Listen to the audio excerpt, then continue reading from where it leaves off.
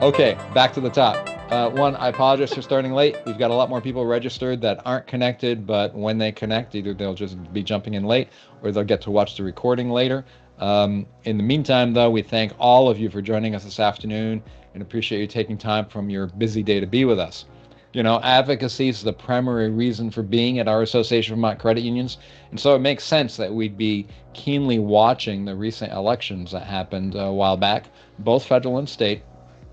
You've no doubt seen lots of coverage and some kind of analysis of what went on the federal level and forecasts of the future, but probably not nearly as much about changes in the 180 seats in our Vermont State House, of which there are a lot of changes, and what those changes might mean for us over the next 2 years or so come January.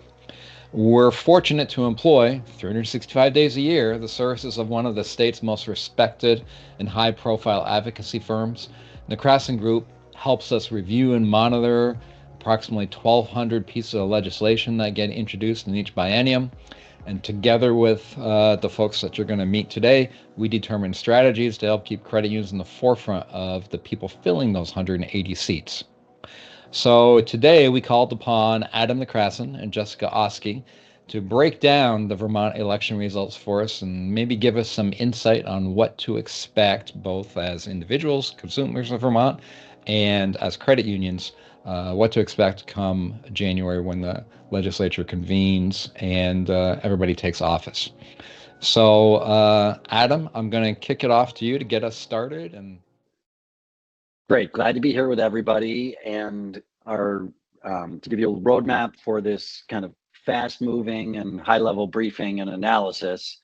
We're going to focus in on state house politics, the Vermont state capitol, talk about the election results and what they mean for shifting balance of power in Montpelier, then followed by identifying the big issues that we predict lawmakers will work on with a little bit of a focus on what it means for credit unions and credit union managers and Vermont leaders.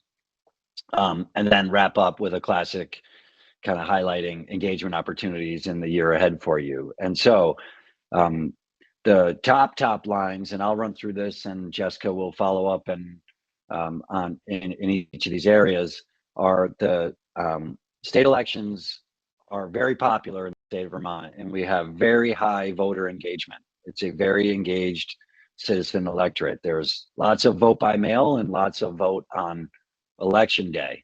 The biggest news of the state election results is somewhat unsurprising. Governor Phil Scott, having faced nominal opposition, was reelected as the most popular politician on the entire ballot. So he got more votes, 73%, than anyone else, Bernie Sanders, Becca Balint, and others included. And so he remains incredibly popular. The big news flash is that the General Assembly, the State House, the legislature, moved from a supermajority of Democrats to a majority of Democrats. And it really changes the balance of power in Montpelier, which we're going to talk about for a few minutes. But to give you some general numbers, the Senate went from 21, 22 Democrats to 17. So it's 17-13 in the Senate now, Democrats and progressives and Republicans in 13. And that's a kind of much thinner margin. The House moved from, supermajority Democrats and progressives to 91. And so that's in both cases less than it would take to override the governor. And so the biggest change from the state elections is that for the last 4 years, the Democrats in the legislature have been instituting policy despite objection from the governor, overriding his vetoes regularly. In the coming biennium, if the governor vetoes legislation, it's highly unlikely it will be overridden. What this means is that they'll have to work together more, and there should be more compromise, particularly around fiscal policy, where the governor's got great focus. Back to the ballot box. Statewide officials all got reelected, except for the lieutenant governor. And so Mike Pichek, the treasurer, reelected, Charity Clerk, the attorney general, reelected, Sarah Copenhansis, secretary of state, reelected, Doug Hoffer, auditor, reelected. Not reelected, Lieutenant Governor David Zuckerman, who's been a longtime fixture in state politics, and he was beat by Republican John Rogers from the Northeast Kingdom in a sign of the times. The governor and the lieutenant governor being Republican is now bringing partisan balance at a high level to a state capital that has Democrats running the legislature. Noteworthy about all of this. When President Trump got elected with a big mood swing in the country, it had no coattails into the General Assemblies, the state houses across America. They're ready for the one statistic of the day. There are 7,300 legislative seats across the country. Only 50 of them changed from Democrat to Republican, which is the direction, the federal election was going with President Trump. More than half of those 50 were in the state of Vermont. And in those districts, Kamala Harris won by a lot. And so we have a part of the electorate that votes Kamala Harris, Bernie Sanders, Phil Scott, John Rogers, Republican in the legislature. Now, a couple things about that, but first, to put it in context, it's my sense, and this is analysis for you here, this is a return, in the state house, the legislature now reflects the classic partisan lay of the land for the state of Vermont, with Franklin County, Rutland County, the Northeast Kingdom being Republican, and the middle of the state and the Chittenden County area being Democrats. That's typical for the state of Vermont. So we went from the unusual supermajority of Democrats back to the kind of typical of a majority of Democrats in the legislature. Let me pause there for a minute and throw it over to Jessica, maybe highlighting that we're going to see a lot of new lawmakers and some, new committee constructs. Jessica, pick up on our thread there, maybe. Yeah, a couple things to add, and that is that we had the highest voter turnout this election than we've ever had before, higher than the presidential election in 2020. And voters in Vermont, they know what they're voting. They're not just voting down the ticket. They're going back and forth across the ticket, which is a little bit unusual. They're not just voting blue or voting red. They're making a choice as they go. They're informed and they're sending a message. In the House, in the Senate, as Adam said, we have a turnover of 1/3 of the Senate has turned over. There's 10 new members. And remarkably, of those 10 members, there are 5 new committee chairs, and these are important committees. We'll have a new chair in appropriations, education, judiciary, transportation, and natural resources. In the House, there are 50 new legislators. That's 1/3 of the body, just like the Senate. 1/3 of the body has turned over. And that's a little bit high. It's higher than in years past. And of those changes, we're going to have at least 3 new committee chairs. Appropriations, again, both the House and the Senate are going to have new appropriation chairs. In the House, it's appropriations, government operations, and transportation. And we could have some other new chairs, as there's going to be a shuffling of lawmakers as they try and figure out the new lay of the land in the House. So that's a lot of change and a lot of institutional memory that's gone, especially in the Senate. So this session will be different. And as Adam said, there's going to be a lot more collaboration between, forced collaboration between the legislature and the governor and the administration.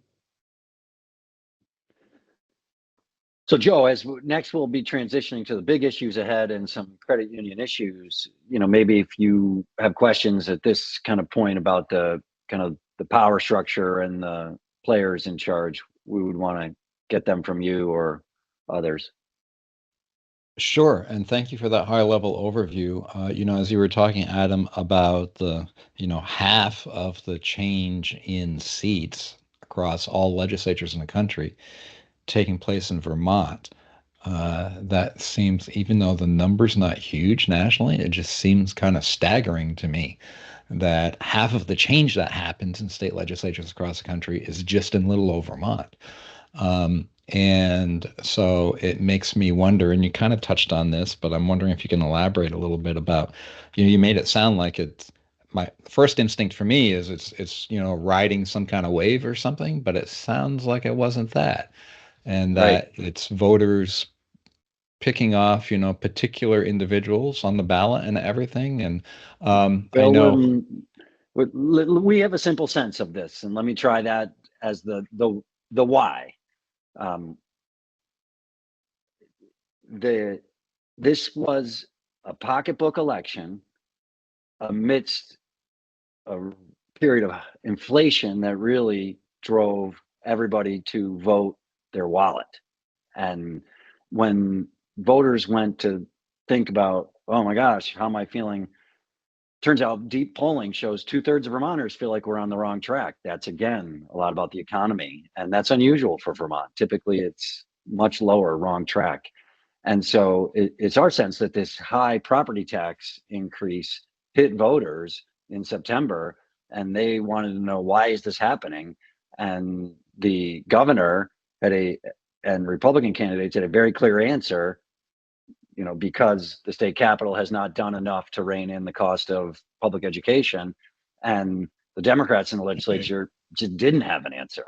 They said voters at the local level approved these school budgets and we endorsed them and we're going to study. And so it's our sense that focus from the Republican side of the ticket, that there's a problem, resonated with voters who are having a pocketbook crunch. And there was a desire to get some new folks in there to, shake that dynamic up. I would add that the governor, really for the first time, he's kind of skated to reelection. He totally skated to reelection this time, but he actually campaigned a lot and put a lot of money into this race and had a unified message for all Republicans. And he got out there and was in communities talking to voters about this affordability crisis. So he, and as Adam said, he's very popular and people listen to him.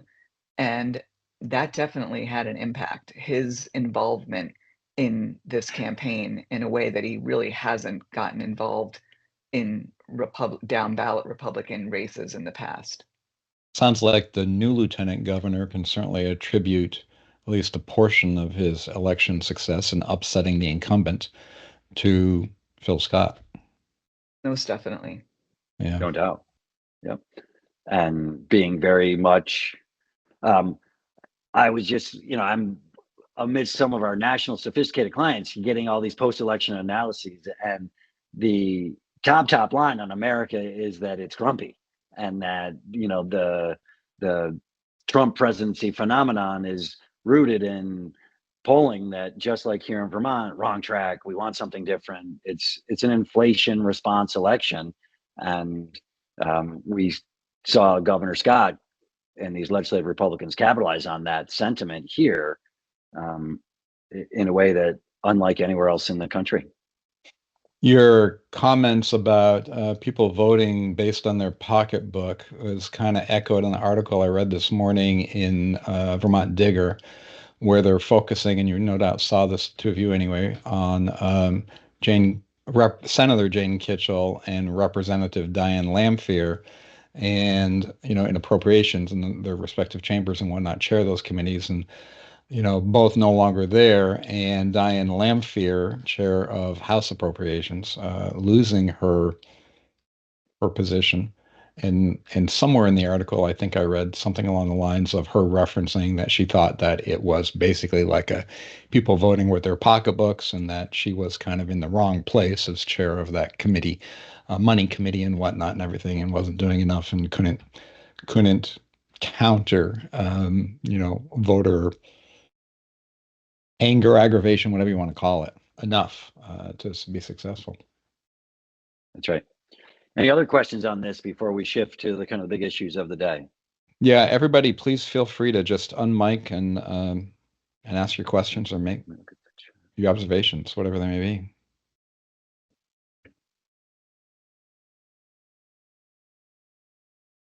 Okay, well, I don't hear a lot of people screaming at the same time, so just jump into the next part, Adam. All right, so the middle segment here is the big issues on the table in the state capitol for the 2025-2026 legislature. And all three of them touch credit union operations, either in what's going on with our members or how we're operating the credit union.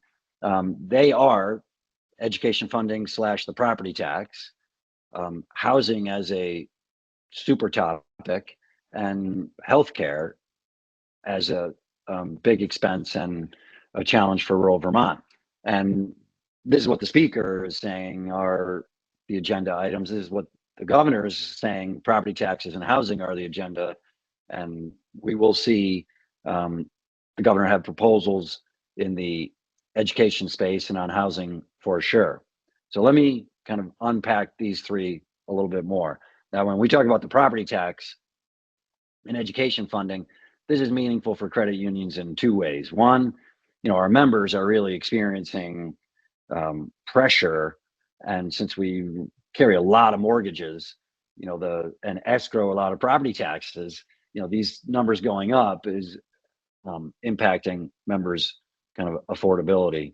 And then the second part of this is, as lawmakers go to grapple with, constraining education costs, it's going to be a challenge into rural communities where you folks are statewide and, in all corners of Vermont. And we have a concern that the drive to rein in education costs and lower the property tax pressures is going to come at the expense of rural communities where there are small schools and lower teacher to student ratios. But nevertheless, it's a big issue. Today at the press conference, the governor's weekly press conference, Jessica, we track them every week.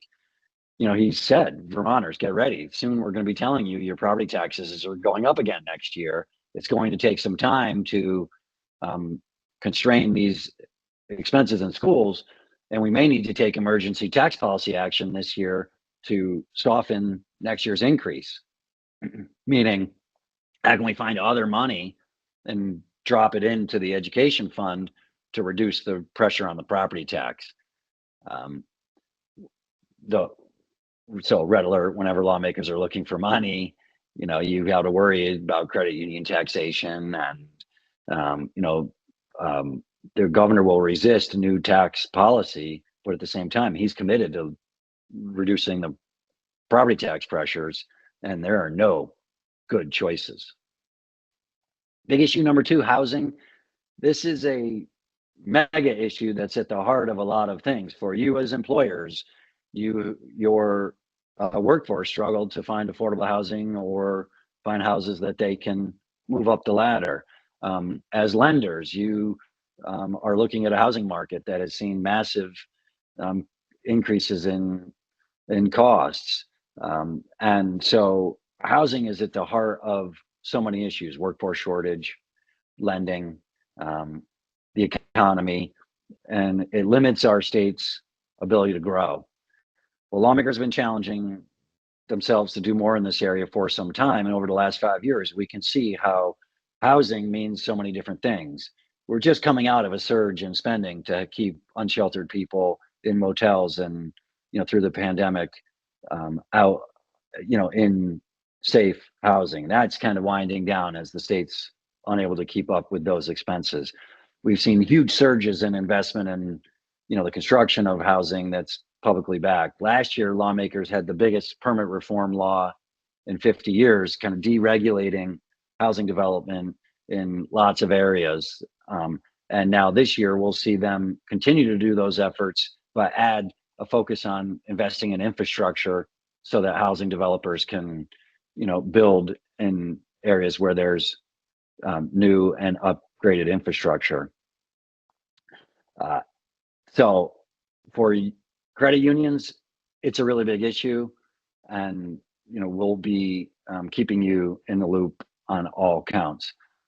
The last big piece of this, healthcare, it's a huge cost driver for the economy nationwide here in Vermont, and you as employers with good competitive salaries and sustainable benefits for your workforce, you're struggling to keep up with the cost of healthcare as a workplace benefit. You're going to see increases just like on the property tax, and lawmakers are seeing what they can do about it, even as their efforts to tamp down spending are being met with more crisis in rural communities.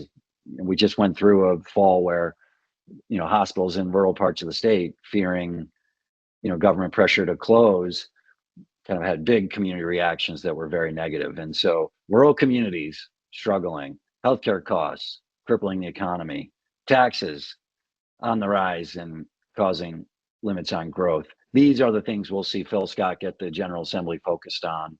And Jessica, maybe if you want to pick up and thread through property taxes, housing, healthcare, then we'll shift to the kind of commerce specific stuff.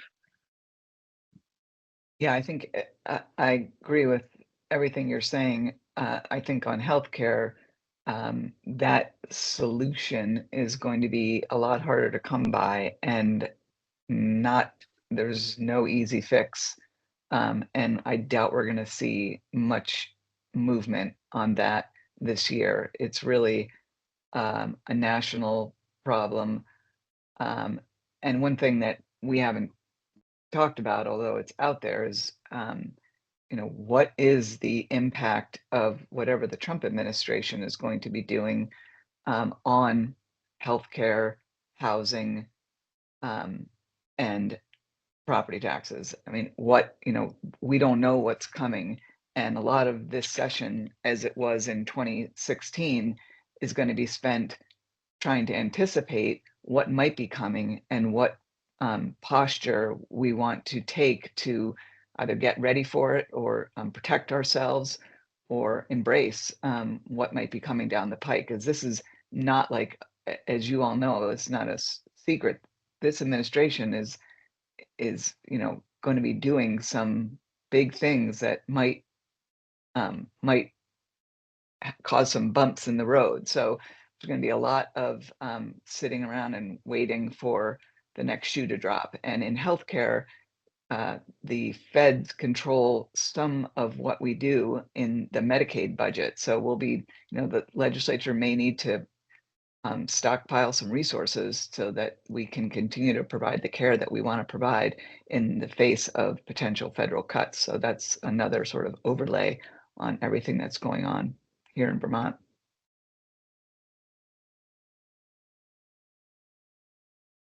You want me to do commerce? Rob. Oh, Rob. Yeah, can I ask a quick question about healthcare? It strikes me that it's the one area that has the least leadership from either the governor or the legislature. And I guess my question for you is, do you have any sense of direction in terms of what leadership the governor and the General Assembly is going to bring to this particular issue? Because it's not very clear to me at all. Whereas housing and education, at least I have a better sense of where people stand and what people are going to be talking about. It feels a little bit like healthcare has been left to kind of spiral. Short answer, yes. You're right. Okay. and no, we don't see a lot of clarity. In the meantime, the Green Mountain Care Board is going to continue to squeeze hospital spending because it's the one place there's a regulatory hook. And much of healthcare, primary care offices, community-based mental health services, nursing homes, home visiting nurses association, they're all unregulated. I mean, they're regulated, but the one place that state government can hook in, Green Mountain Care Board on hospital budgets, we can see a philosophy of just squeeze and let them figure out what to do. The red alert for you, and you're going to see this play out in the next 48 hours in headlines as UVM Health Network announced its service cuts, is that the response from the healthcare system is going to be to start moving costs around to each other.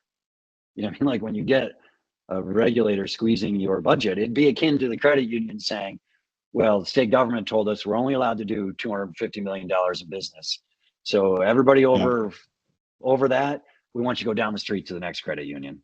Not don't get your health care or anything. So like we're now about to see a big cost shifting acceleration.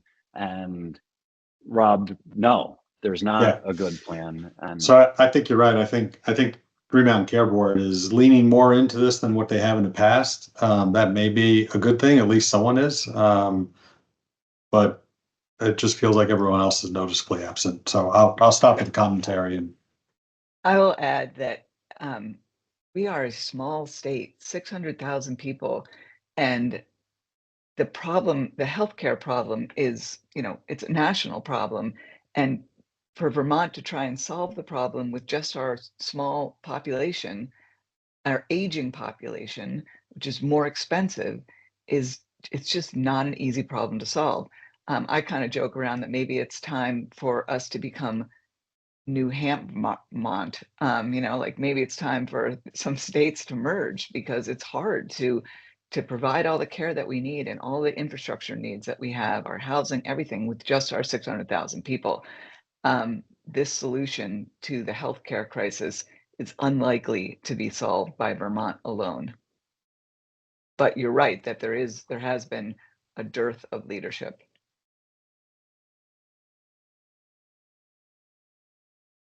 Other thoughts, questions, and then we're going to kind of wrap up by focusing on data privacy and some specific things that could come in and disrupt your operations. Okay, so the even though the balance of power shifted in the state capitol more towards the center, we will still see liberal ambition come, particularly in the form of a drive to enact nation-leading data privacy legislation. This is the idea that big parts of America are collecting your sensitive information. I mean, major businesses are, and then selling it. Think social media companies who are selling everything they can figure out about you. The lawmaker response last year was an aggressive data privacy bill that trying to, as 20 states have picked up on what they believe is the absence of federal legislation in this area, to push for state by state legislation. There was, and last year a bill passed the legislature that the governor vetoed and was not able to be overridden. The last year's model had the credit unions exempt as Graham-Leach-Bliley entities. And what we are hearing is that the advocates of this legislation, who are in a national coalition led by Consumer Reports, are going to come back and not start off with a version that doesn't let Graham-Leach-Bliley entities out. And so credit unions, like we are caught up in Washington in the Durbin interchange swirl with Citibank in the area of data privacy, the big banks, the Wall Street banks, and the Graham-Leach-Bliley exemption in Connecticut, where it's the law now, they've been able to really drive what lawmakers believe is unseemly behavior through that loophole, and they don't want to, liberals here don't want to include it. For example, car companies selling your location data without your consent is somehow occurring through the banking loophole. And so we're going to see privacy legislation coming back at us. Now, if you're thinking, what? No, this is not data breach. This is about the selling of sensitive information, my name, my face, my social security number, information that you have about me. Now you should be thinking, we don't do that at all. Well, you're right. You don't, but you're in a sector where people do. And so it's very difficult. Which we've seen makes it easier for lawmakers to say, well, if you don't do it, what are you concerned about? Just go along with it. Yeah, we understand that you're subject to, this broader federal regulatory structure and whatnot, but you have nothing to be concerned about because, if you're not giving away this information, then you should be okay with our efforts to apply these restrictions across the board. So we'll look at it. So you in starting in the middle of December, you'll have a new omnibus bill that you will be looking at, and it is possible that the governor's success in the campaign makes it that the Democrats in the legislature will know they can't override the governor, and they may drop this focus on creating a new class action lawsuit trigger, first in America. These laws are supposed to be enforced by DFR and or the AGs.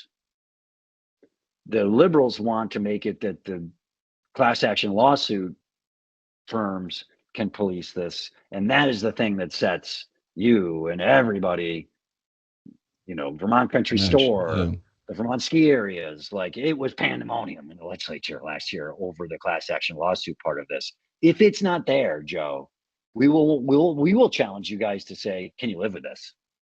Right.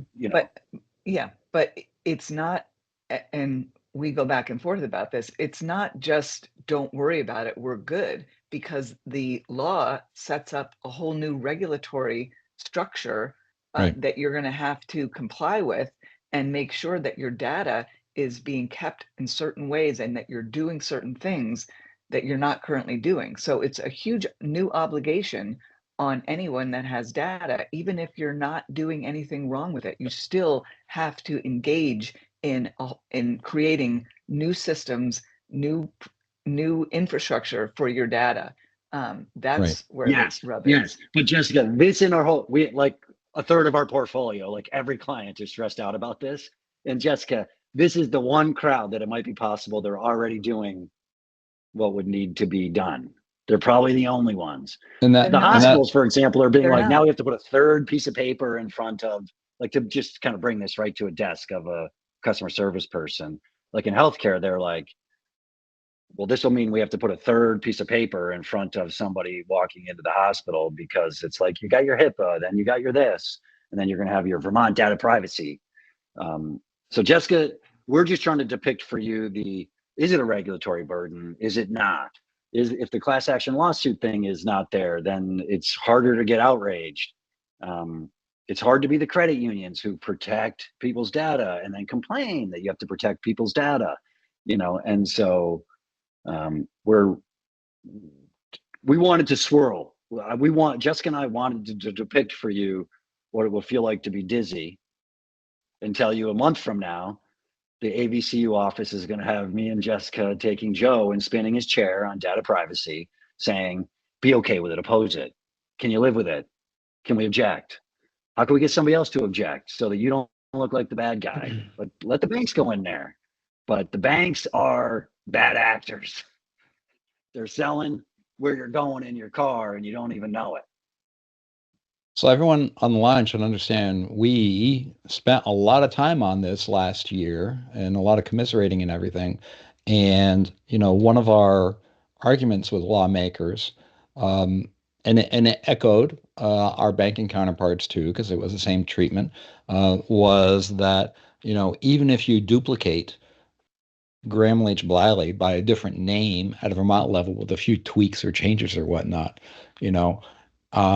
how long, and even if we aren't doing much of anything new or in addition because of a new state law, in addition to the federal, layered on top of all the federal requirements, how long is it going to be before that state law changes because somebody comes in, somebody in the AG's office or whatever has a report of something and they need to change it in the subsequent year, or federal law changes and whatnot, and then you have two laws, even if they're lined up, start going off in different directions where there's potential conflicts and so on and so forth. And that seemed to work with some lawmakers last year in support of let's carve out those like credit unions, financial institutions, and health that already have this other burdensome federal compliance and whatnot. But it doesn't sound like that. Certainly, it's not going to be the starting point this year anyway.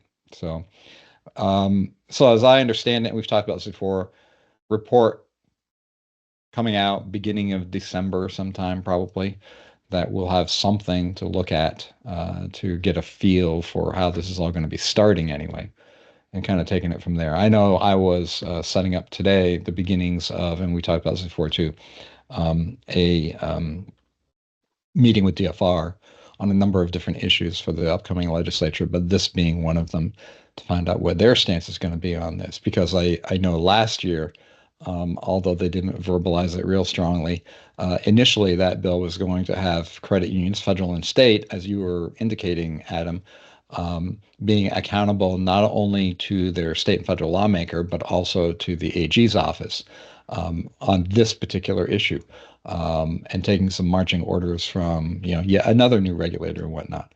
And so I kind of want to find out, okay, where does our state regulator at least fall on that this year, if that comes up again? Yeah, when we look at the details matter definitely, and when we look at these bills, when it says, if it were to say a controller, which is someone who controls data, a controller shall not, then you can just say, oh, well, we're not doing that.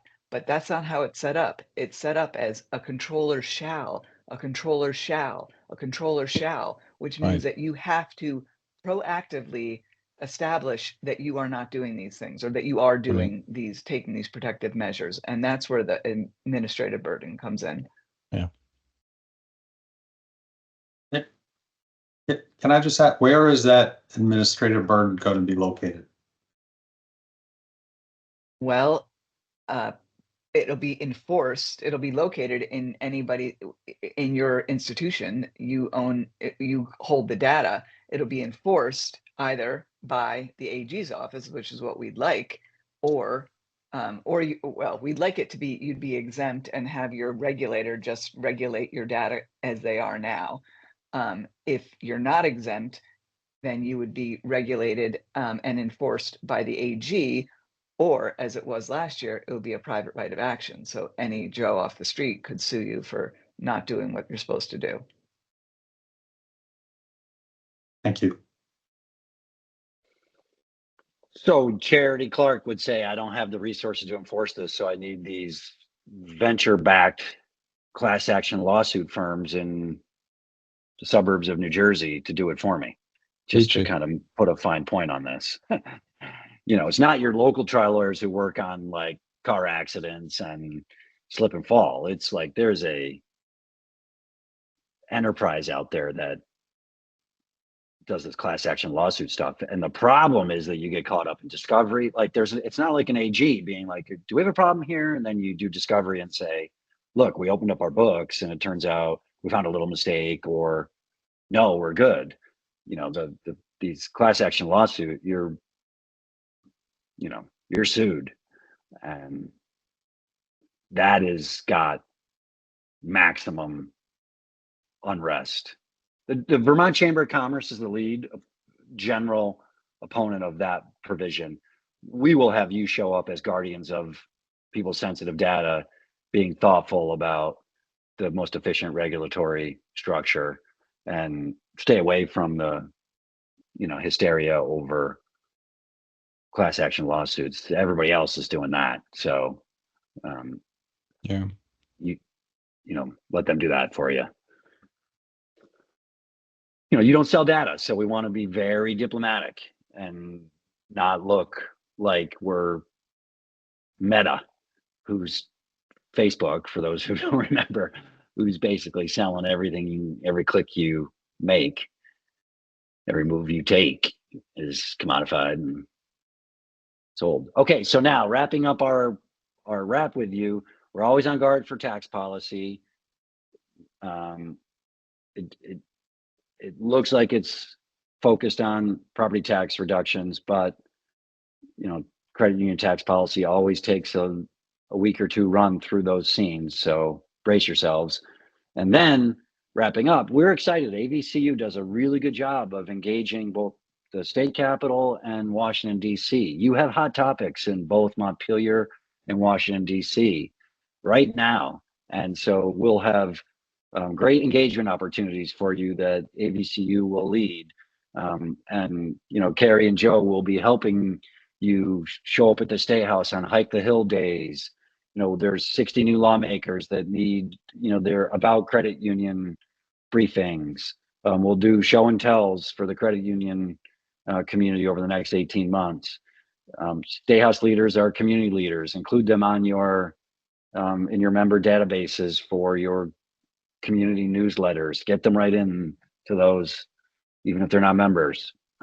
Those types of things ahead. And we love how you guys show up and participate.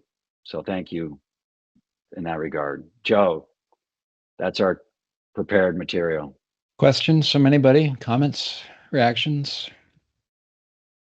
While people are thinking, if there are, Rob's got his hand up, or is that an old one, Rob? No, I hate to be the only one asking questions, so I encourage everyone else to join the party here. But so it sounds to me like the only sort of issue that has your hair a little bit on fire is the privacy legislation. Everything else, I'm not hearing anything else that has your hair on fire, at least right now. That can always change. Is that so? I guess I want to verify if that's accurate. Yes. Okay. That's correct. Yeah. My next question is, last year there was at least quite a bit of discussion and debate and ultimate failure on our part to get the ability for the state to deposit with credit unions. Is that going to come back, and do the changes in the composition of the legislature make that more promising than it was last year? Yes, it's going to come back and hang around until we get it. And so, like, we're in the business of try, and so that's what's good about a trade group, is like, there's no such thing as failure. It's just, we got to try again. We learned a bunch from the way we brought it last biennium. We're not missing out on a robust state program is the upshot, Rob. And so it made it hard for what felt like a turf war when some of our key friends were like, well, you're really trying to get into something that's a nothing. So come back later. We want to break down the barriers around it. The retirements don't help. Like, we are back to the drawing board on having to rebuild our bench on credit union champions. It may take a while. We know to make sure to get Lieutenant Governor Rogers and Mike Pichek. It may be the next governor that can lift us through and in with this. The trick in the January, we will try to sunrise it in the biennium, Rob, is my top line for you. In January and February, lawmakers are going to be blinders for property tax stuff. And then they're going to be loath to look around at other small issues. Joe's got passion for this. We know it's ridiculous. But what we found is that the treasurer's office, Mike Pichek, was supportive, but then his line staff was like, we don't want the legislature getting involved here. Like, we suffered for a bureaucrat saying, leave me alone. So we've got our work cut out for us, but understood the mission. So okay. I can say if it is helpful for me to have a conversation with Treasurer Pichek before the legislature, I'm happy to do that in kind of an informal capacity. I did reach out to him and talk to him last year, and it was the one situation where he got a little squirrely on me at the end of the year when his staff went in and kind of wasn't representing itself as he thought or should. So anyway, I'm happy to support that. It's not a huge issue, but at the same time, it's silly that it exists. So yeah, you're exactly right, and I'm more heated on this issue than Adam and Jessica, I think, in that it is, in my mind, it's a parity issue. And why should the law be disenfranchising this small segment of institutions in the state called credit unions, or most, not even all the credit unions, but most of the credit unions, but fine for all the community banks? It's not because there's a gold mine of dollars that people are chasing after or something like that. And I know Adam and Jessica are too considerate or polite to say this, but kind of playing off of what you were saying, Rob. My conversations several times with Mike Pichek were a different vein than where his staff went. And he did not exercise, in my opinion, restraint, control, whatever. It wasn't so much that his staff went in to both House and Senate committees and said no. It's more what they didn't say or failed to say. And it was kind of an attitude of, well, you can you can pass this legislation, lawmakers, but it's not going to change anything about, where we put state dollars or something like that. And, it wasn't until the end that we started dropping with some lawmakers, and you remember this, Adam and Jessica, the possibility of, well, maybe this turns into a mandate for the state to be investing some dollars locally instead of an option to invest locally. So that's something else that we're going to maybe explore And in our remember, discussions. we did pass the Senate, so Right. that was not nothing. In a committee and there that's was got some big changes. Yeah, and don't quote me on this, but the reason we lost in the House wasn't the substance; it was the politics. Yeah. And a couple members, powerful members in particular, that had the ear of the banker lobby. So Adam and Jessica, I don't know if it's final, but a question from me and this kind of goes back to the beginning where you were talking about changes in seats and whatnot in the House and the Senate and whatnot. And this is maybe catching you off guard and whatnot, but the committees in which we are the most active, House Commerce, Senate Finance, Ways and Means in the House last year, how do you see the makeup of those, control those committees isn't going to change, but how do you see the makeup of those committees change? There's definitely going to be new people in filling some seats. And what you didn't get into, and I don't know if it matters, is, there's always friction between parties, right? And caucus of each in each chamber. But, do you see the potential for dissension within a caucus, within, a single party because of all the new players coming on the scene? Yes. So we will have a whole new Commerce Committee. Mike Marcotte will be the chair. He's got to be getting tired. So I don't know that he's around for long, but he's a stable figure there. He's controversy averse. He likes to, avoid the banks and the credit unions, but on data privacy, he's, with Consumer Reports. But many of the members on that committee did not get reelected. 5 of 6. Yeah. I mean, 5 of 11. Yeah. That's a lot. And so it's a lot. And then in the Senate, 4 senators retired with 160 years combined experience. And so the majority of senators are either brand new or 2 years experience. I mean, it's amidst all that, and good for you guys, Senator Keisha Ram Hinsdale is on the rise in the scene in Montpelier. She's a credit union champion.